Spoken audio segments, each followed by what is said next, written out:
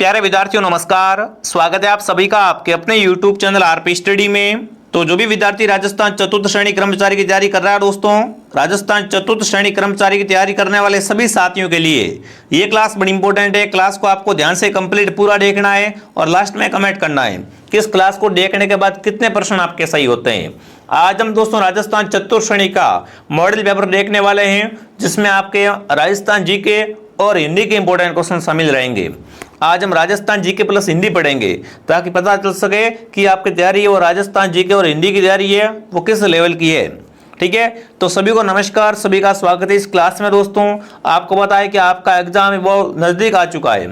ठीक है, अभी हमारे पास बहुत कम समय बचा हुआ है, तो ऐसे कम समय में अपन क्या करेंगे दोस्तों, मोस्ट इंपॉर्टेंट क्वेश्चन पढ़ने वाला है।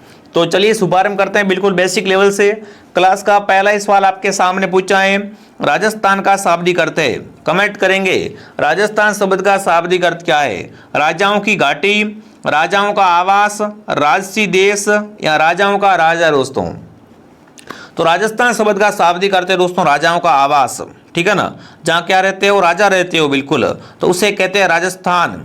ठीक है, अगला सवाल, गोडवाड़ प्रदेश किस बेसिन को कहा जाता है। फटाफट कमेंट करेंगे दोस्तों। लैब असिस्टेंट में आया हुआ सवाल है कि गोडवाड़ प्रदेश किस बेसिन को कहा जाता है। चंबल बेसिन को, लूणी बेसिन को, मध्यमाई बेसिन को या छप्पन बेसिन को। दोस्तों तो गोडवाड़ प्रदेश है वो लूणी बेसिन को कहा जाता है। किसे कहा जाता है दोस्तों, गोडवाड़ प्रदेश, लूणी बेसिन को गोडवाड़ प्रदेश कहा गया है। जो भी साथी यहाँ पर बी कमेंट कर रहे हैं, बी ऑप्शन आप सबका बिल्कुल राइट है। चलिए आगे बढ़ते हैं।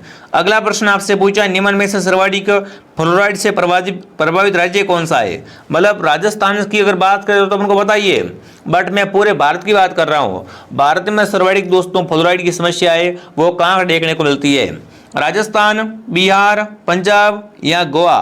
तो पूरे भारत में साथियों सर्वाधिक फ्लोराइड की समस्या मिलती है और राजस्थान में किसमें दोस्तों, राजस्थान के जिले अजमेर, नागौर। कौन कौन से जिले, अजमेर और नागौर। यहाँ पर क्या है, फ्लोराइड की समस्या है दोस्तों वो सर्वाधिक देखने को मिलती है। तो जो भी ऑप्शन नंबर ए कमेंट कर रहे हैं, ऑप्शन ए आप सबका सही है दोस्तों। इसको दोस्तों कुबड़ पट्टी भी कहा जाता है। ठीक है, चलिए आगे बढ़ते हैं। अगला प्रश्न पूछा है, सबसे प्राचीन पर्वत श्रृंखला कौन सी है। कमेंट करो इन चारों में से कि सबसे प्राचीन पर्वत श्रृंखला कौन सी है दोस्तों, अल्ताई, सुलेमान, अरावली या राजमहल। तो सबसे प्राचीन पर्वत श्रृंखला है वो है अपने अरावली। ठीक है ना, अरावली की राजस्थान में लंबाई है वो है 550 किलोमीटर। बहुत बार सवाल पूछ चुका है एग्जाम में। ठीक है ना, अरावली की टोटल लंबाई है 692 किलोमीटर। इसमें से राजस्थान में कितनी है, 550 किलोमीटर अरावली है और राजस्थान में फैली हुई है दोस्तों। तो सी ऑप्शन आपका सही है। आप बिल्कुल बेफिक्र रहो, मैं आपको सारे क्वेश्चन एग्जाम से पहले करवा दूंगा, है ना। जो एग्जाम में प्रश्न आएंगे वो मैं एग्जाम से पहले आपको एक बार करवा दूंगा, चिंता मत करो आप। तो आराम से ये सारे प्रश्न याद कर लो, ऐसे ही क्वेश्चन आपके परीक्षा में आने वाले हैं। अगला प्रश्न पूछा है, कौन सी दोस्तों नदी चंबल की सहायक नदी है। बताओ भाई, चंबल की सहायक नदी कौन सी है, ये आपको बताना है। जवाई, माही, काली सिंध या जाकम। तो चंबल की सहायक दोस्तों हैं वो है काली सिंध। काली सिंध और आऊ के संगम पे कौन सा किला बना हुआ है, घाघरोन किला बना हुआ है और घाघरोन राजस्थान का जल दुर्ग है। ठीक है ना, तो चंबल की सहायक है वो है काली सिंध दोस्तों। सी ऑप्शन आप सबका सही रहेगा। जो भी विद्यार्थी यहाँ पर सी कमेंट कर रहा है बहुत बढ़िया। अगला प्रश्न आपके सामने क्या पूछा दोस्तों, गणेश्वर सभ्यता का विकास किस नदी के किनारे हुआ। कमेंट करेंगे दोस्तों। एक सभ्यता है गणेश्वर सभ्यता, राजस्थान में कौन सी सभ्यता है, गणेश्वर सभ्यता दोस्तों। गणेश्वर है, कालीबंगा है, बट मैं अगर आपसे पूछूं गणेश्वर के बारे में तो इसका विकास किस नदी के किनारे हुआ है वो आपको बताना है। घग्गर, लूणी, कांतली या बनास। तो घग्गर के किनारे तो कालीबंगा सभ्यता। कालीबंगा सभ्यता का संबंध किससे है दोस्तों, वो है अपने घग्गर से। ठीक है, बट गणेश्वर सभ्यता का विकास हुआ है कांतली, किसके दोस्तों, कांतली नदी के किनारे इनका विकास हुआ है। यानी जो भी ऑप्शन सी को सही कर रहा है, सी ऑप्शन आप सबका बिल्कुल राइट है। चलिए आगे बढ़ते हैं।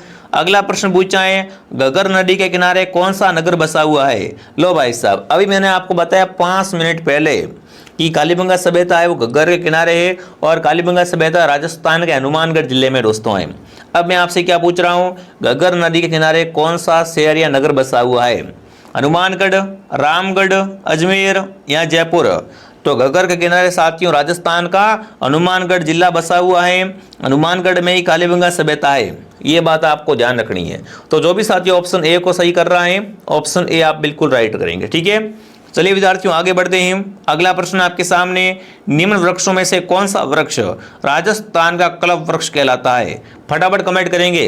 सेकंड ग्रेड टीचर एग्जाम में आया हुआ सवाल है कि निम्न में से कौन सा वृक्ष है जिसे क्या कहते हैं, राजस्थान का कल्प वृक्ष कहा जाता है? सागवान, आम, नीम, खेजड़ी।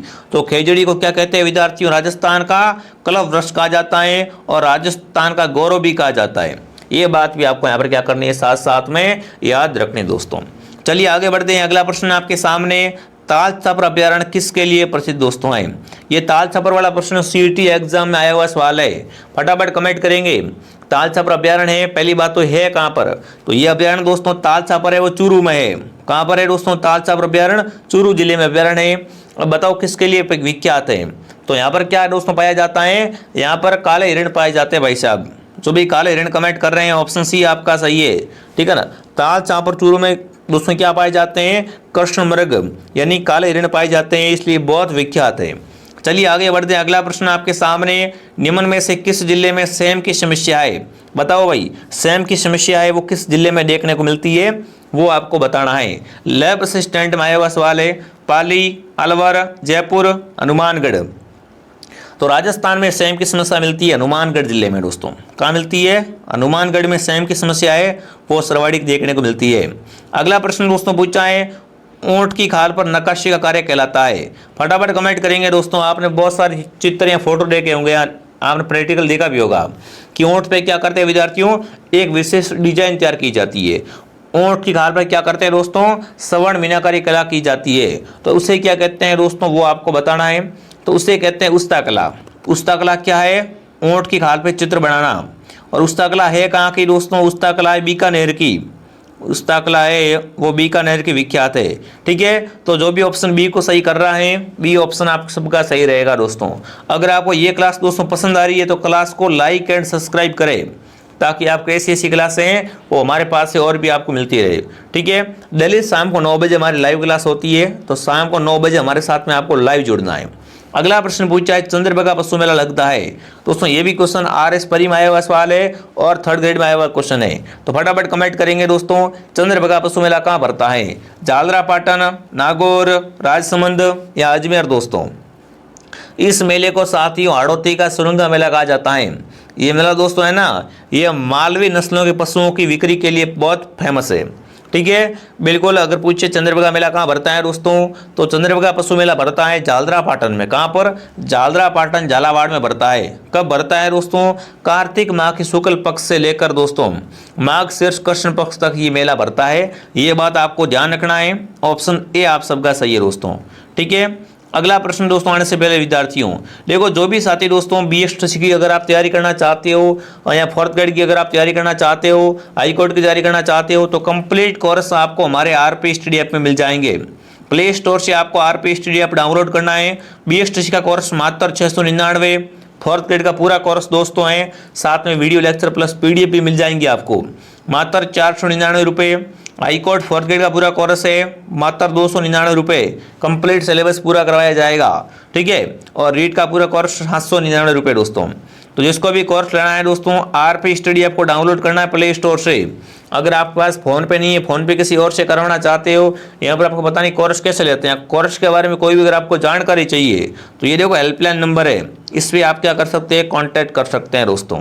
ठीक है, बहुत शानदार कोर्स है, सभी साथी इस कोर्स को एक बार जरूर ज्वाइन करें विद्यार्थियों। अगला पूछा, शिवरात्रि का पशु मेला भरता है भरतपुर में, झालावाड़ में, अलवर में या करौली में दोस्तों? CET ग्रेजुएशन में आया हुआ सवाल है कि शिवरात्रि का मेला कहाँ भरता है। तो शिवरात्रि का मेला भरता है दोस्तों करौली में। ठीक है ना, शिवरात्रि मेले का आयोजन कहाँ होता है, ये मेला करौली में भरता है दोस्तों। अगला प्रश्न पूछा, निम्न में से किस समूह में सभी शब्द है वो क्या है, व्यक्तिवाचक संज्ञा है? बताओ भाई, व्यक्तिवाचक संज्ञा कौन सी है? देखो अपन पहचान कैसे करेंगे दोस्तों, है ना। व्यक्तिवाचक संज्ञा के लिए दोस्तों क्या है, किसी शब्द में क्या होता है दोस्तों, शब्द में दोस्तों किसी व्यक्ति विशेष या वस्तु का बोध कराते हैं, उसे क्या कहते हैं दोस्तों, उसे कहते हैं व्यक्तिवाचक संज्ञा दोस्तों। ठीक है, बिल्कुल कि वे दुनिया में एक ही वस्तु या व्यक्ति का बोध कराते हैं, उसे क्या कहते हैं विद्यार्थियों? बिल्कुल उसे कहते हैं व्यक्तिवाचक। तो यहाँ पर देखो सुरेश, गंगा, सोमवार व्यक्तिवाचक संज्ञा के उदाहरण हैं। जो भी ऑप्शन बी को सही कर रहा है, बी ऑप्शन बिल्कुल आपका राइट रहेगा। अगला पूछा रामदेव जी के मेले का मुख्य नृत्य कौन सा है दोस्तों? रामदेव जी का मेला कहाँ भरता है दोस्तों? पोखरण जैसलमेर में भरता है। इस मेले को मारवाड़ का कुंभ कहा जाता है दोस्तों। ठीक है, रामदेव जी के मेले का मुख्य नृत्य है वो है तेरे ताल नृत्य। कौन सा दोस्तों नृत्य है? तेरे ताल नृत्य दोस्तों। रामदेव जी ने विद्यार्थियों कामड़िया पंथ की स्थापना की थी। रामदेव जी पंचपीरों में से एक है दोस्तों, और कामड़िया पंथ की महिला है वो रामदेव जी के मेले में कौन सा नृत्य करती है? तो वो करती है तेरे ताल नृत्य दोस्तों।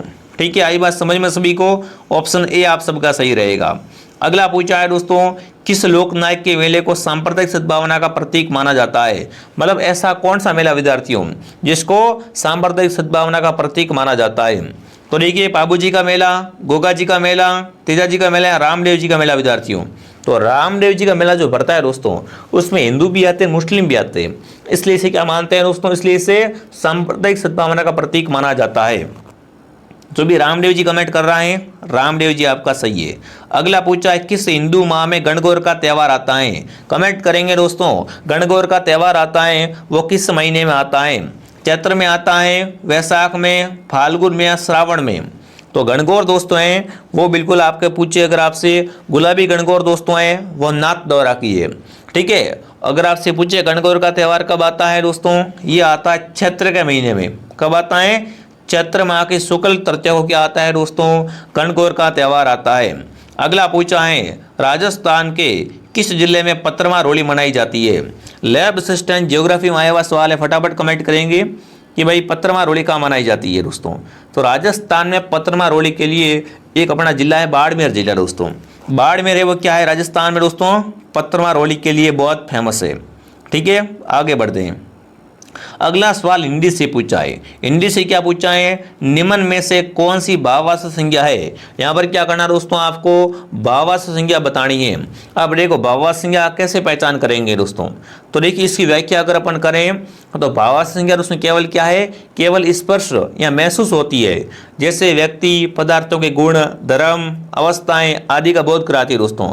बचपन दोस्तों यहाँ पर क्या है अपना? बचपन दोस्तों शब्द क्या है? भाववाचक संज्ञा है दोस्तों। ठीक है ना, जो बच्चा शब्द में पन प्रत्यय लगाने से निर्मित हुआ है। ठीक है, तो यहाँ पर क्या रहेगा उत्तर? बचपन ऑप्शन आप सबका सही रहेगा। अगला प्रश्न पूछा है दोस्तों विवाह के दूसरे दिन वर पक्ष द्वारा नव दंपति के लिए आशीर्वाद समारोह रखते हैं या प्रतिभोज रखते हैं, उसे क्या कहते हैं दोस्तों? जब क्या होता है दोस्तों? बिल्कुल विवाह संपन्न हो जाता है, उसके बाद नव दंपति होता है ना, उनके लिए आशीर्वाद समारोह रखते हैं। उसमें सब आस पड़ोस के गाँव वाले सब आते हैं और प्रतिभोज रखा जाता है, तो उससे कहते हैं बड़ार भोज। क्या कहा जाता है दोस्तों? उसे बड़ार भोज कहा जाता है। आणो कु क्या होता है दोस्तों? कु होता है बिलों का घर। ठीक है, ओलंदी क्या होता है दोस्तों? ओलंदी है नववधु के साथ जाने वाली स्त्रियां, लड़की। और आणो क्या होता है? आणो दोस्तों नववधु को पहली बार बिल्कुल लेने जाना, तो उसे कहते हैं आणो। ठीक है, तो यहाँ पर आएगा बड़ार। अगला पूछा बड़ार भोज किस अवसर पर रखते हैं? अभी मैंने आपको बताया था कि बड़ार भोज है वो कब रखते हैं विद्यार्थियों? बड़ार भोज का अन्य नाम दोस्तों क्या है? बरोटी भोज भी है। इसे दोस्तों बरोटी भोज भी कहा जाता है। बरोटी भोज कहा जाता है दोस्तों। ये है ना विवाह के बाद वधु के स्वागत में किया जाने वाला भोज होता है, जिसे बड़ार भोज कहा जाता है। तो विवाह के समय रखा जाता है। ठीक है, अगला सवाल दोस्तों तगड़ी पहनी जाती है। तगड़ी जो पहनी जाती है वो कहाँ पहनी जाती है दोस्तों? तो तगड़ी है वो कमर में। कहाँ पर? कमर में साथियों। अगला प्रश्न पूछा है बजट्टी नामक आभूषण शरीर के किस भाग में धारण किया जाता है? फटाफट कमेंट करेंगे बजट्टी आभूषण कहाँ पहना जाता है? नाक में, दांत में, कान में या गले में दोस्तों? रीट L2 में आया हुआ सवाल है। तो बजट्टी आभूषण दोस्तों पहनते हैं गले में। कहाँ पहना जाता है बजट्टी? गले में दोस्तों बजटी धारण की जाती है। ठीक है, अगर आपको ये क्लास दोस्तों पसंद आ रही है ना तो फटाफट क्या करें क्लास के लिए आप दोस्तों लाइक का बटन दबा दीजिए दोस्तों, ताकि आपको ऐसी ऐसी इंटरेस्टिंग क्लासें हैं वो और भी आपकी मिलते रहे और आपकी तैयारी शानदार हो जाए दोस्तों। अगला पूछा है अमेल आभूषण पहना जाता है। अमेल आभूषण दोस्तों होता है क्या होता है? गले का आभूषण होता है। तीमणियां हैं, अमेल है, कंटी है, ये सब क्या है दोस्तों? महिलाओं के गले के आभूषण होते हैं दोस्तों। चलो आगे बढ़ते हैं। नौकरी आभूषण कहाँ पहना जाता है? लैब असिस्टेंट में आया हुआ सवाल है कि नौकरी आभूषण को पहना जाता है। तो नौकरी आभूषण दोस्तों है हाथ का। बिल्कुल, नौकरी कहाँ पहनते हैं दोस्तों? फटाफट कमेंट कीजिए। तो नौकरी पहनी जाती है दोस्तों हाथ में। ठीक है, अगला सवाल। राजस्थान में जोरावा गीत है दोस्तों। जोरावा गीत क्या है दोस्तों? एक वीरे गीत है, परिवार में गाया जाने वाला गीत है दोस्तों, विदाई का गीत है, या फसल रोपने के समय गाते हैं। तो देखिए जोरवा जो गीत दोस्तों है ना, ये क्या है? एक तरीके का वीरे गीत है। कैसा गीत है ये? वीरे गीत दोस्तों है।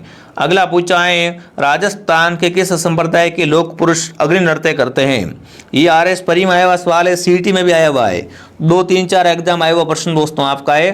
तो राजस्थान में किस संप्रदाय के लोग अग्नि नृत्य करते हैं? तो वो संप्रदाय जसनाथ संप्रदाय दोस्तों। जसनाथ संप्रदाय की प्रधान पीठ कत्रियासर बीकानेर में है, जो कि जसनाथ जी के दोस्तों क्या होते हैं? पुजारी होते हैं। ये क्या करते हैं साथियों? ये दोस्तों अग्नि नृत्य करते हैं। तो C ऑप्शन आप सबका सही रहेगा। चलिए आगे बढ़ते हैं। अब अपन हिंदी पढ़ते हैं दोस्तों। हिंदी में सवाल पूछा है कि सर्वनाम के भेद होते हैं। कमेंट करेंगे सर्वनाम के भेद कितने होते हैं दोस्तों? तो सर्वनाम के 6 भेद होते हैं दोस्तों। सर्वनाम होता है 6 प्रकार का दोस्तों। पुरुषवाचक, निश्चयवाचक, अनिश्चयवाचक, संबंधवाचक, प्रश्नवाचक और निजवाचक। ये क्या हो गए? अपने पूरे 6 सर्वनाम के भेद हो गए। चलो आगे बढ़ते हैं। क्रिया कितने प्रकार की होती है? कमेंट करेंगे दोस्तों क्रिया के कितने प्रकार होते हैं, ये आपको बताना है। चलिए दोस्तों 4 7 5 2। तो क्रिया दोस्तों होती है 2 प्रकार की, सक्रामक क्रिया और आक्रामक क्रिया। क्रिया होती है 2 प्रकार की, सक्रामक और आक्रामक। अगला पूछा है, देशज शब्द कौन सा है? लड्डू, साड़ी, तेंदुआ, आड़ी। इनमें से अगर आपसे पूछे दोस्तों देशज शब्द कौन सा है, देशज शब्द अगर आपसे पूछे तो यहाँ पर कौन सा उत्तर आपका राइट रहेगा दोस्तों? बिल्कुल सभी साथी कमेंट कीजिए यहाँ पर। तो ऑप्शन आ चुका है आपका ऑप्शन नंबर C दोस्तों।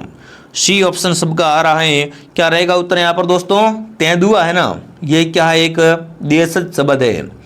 देखिए दोस्तों आगे बढ़ने से पहले जो भी विद्यार्थी राजस्थान चतुर्थ श्रेणी हाईकोर्ट की तैयारी कर रहा है दोस्तों, हाईकोर्ट प्यून की वैकेंसी भी दोस्तों आ चुकी है। तो उसका भी कंप्लीट कोर्स दोस्तों गीता बैच है, वो हमारे पास आपको मिल जाएगा, जिसमें हिंदी व्याकरण है, इंग्लिश है और संस्कृति और साहित्य है। मतलब कंप्लीट सिलेबस आपको हमारे पास मिल जाएगा साथियों। इसके लिए आपको प्ले स्टोर से RP स्टडी आपको डाउनलोड कर लेना है अपने मोबाइल में। ठीक है, उसके बाद अगर आपके पास फ़ोन पे नहीं है तो इस नंबर पे मैसेज कर देना कि मेरे पास फ़ोन पे नहीं है, मैं पेमेंट कैसे करूं। अगर आपके मोबाइल में फ़ोन पे है तो उसके अंदर जाकर 299 में आप पूरा कोर्स ज्वाइन कर सकते हैं, जिसमें आपको संपूर्ण तैयारी दोस्तों हाईकोर्ट की करवाई जाएगी। हाईकोर्ट में एक भी क्वेश्चन इस कोर्स से बाहर नहीं आएगा, क्योंकि संपूर्ण सिलेबस है वो बहुत ही अच्छे तरीके से करवाया जा रहा है। अभी आप लेट नहीं हुए, अभी भी आप इस कोर्स को ज्वाइन कर सकते हैं। अगला पूछा है स्वर संधि के भेद होते हैं। स्वर संधि होती है दोस्तों, उसके कितने भेद होते हैं? तो स्वर संधि के 5 भेद होते हैं दोस्तों। स्वर संधि के 5 भेद होते हैं दोस्तों। दीर्घ स्वर, गुण स्वर, वृद्धि स्वर, यण स्वर, अयादि स्वर। ठीक है, आगे बढ़ते हैं। अगला पूछा इनमें से कौन सा विशेषण नहीं है दोस्तों? विशेषण कौन सा नहीं है दोस्तों? भाईचारा, बेचारा, थकारा और बेसहारा। तो यहाँ पर अगर दोस्तों अपन देखें संज्ञा शब्द को विशेषण से पूर्व रखकर दोस्तों क्या है? विशेषण की पहचान की जाती है। ठीक है ना। तो यहाँ पर दोस्तों क्या है? भाईचारा भाववाचक है। भाईचारा क्या है दोस्तों? भाववाचक है। ऑप्शन A आपका राइट है। अगला प्रश्न दोस्तों देखते हैं। देखिए 49 शब्द में कौन सा उपसर्ग है? 49 दोस्तों है ना, 49 में बताना है। यहाँ पर बताना उपसर्ग कौन सा है दोस्तों। तो 49 में दोस्तों उन क्या है? उन है यहाँ पर उपसर्ग। ठीक है, उन क्या है यहाँ पर दोस्तों? उपसर्ग है, जो कि हिंदी का उपसर्ग दोस्तों है। इसका प्रयोग दोस्तों एक कम अर्थ में किया जाता है। जैसे 49 है ना, तो एक कम हो रहा है 49 में, तो 49 है, 50 में एक कम, मतलब एक कम के लिए इसका अर्थ का प्रयोग किया जाता है दोस्तों। जैसे 59 है, 29 है, 29 है, 79 है। तो मतलब ये क्या है दोस्तों? किसी भी अंक में एक कम करने के लिए क्या करते हैं? उनका प्रयोग किया जाता है। आगे बढ़ते हैं। मासिक शब्द है, मासिक शब्द बना है दोस्तों है ना, मानसिक शब्द। बिल्कुल, तो मानसिक शब्द दोस्तों किससे बना है वो आपको बताना है। तो मानसिक में क्या है दोस्तों? यहाँ पर मानस, स आधा है और एक है। ठीक है ना, ये इस तरीके से दोस्तों क्या है बना है अपना। तो यहाँ पर ऑप्शन C सही रहेगा। कौन सा ऑप्शन? बिल्कुल D सही है। बिल्कुल, मानस नहीं है, मनस है। मनस तनिक मतलब क्या हो जाएगा? मानसिक हो जाएगा। जो भी ऑप्शन डी कमेंट कर रहा है यहाँ पर, डी ऑप्शन आपका सही रहेगा साथियों। ठीक है ना, बहुत बढ़िया। चलिए आगे बढ़ते हैं। अगला प्रश्न आपके सामने पूछा है, हाथ का पर्यायवाची नहीं है। पाणी, हस्त, दस्त और दसन। इनमें से दोस्तों दसन है ना, दसन है वो क्या है दोस्तों, यहाँ पर दांत का पर्यायवाची होता है, हाथ का नहीं होता है। तो जो भी ऑप्शन डी कमेंट कर रहा है, डी सही है।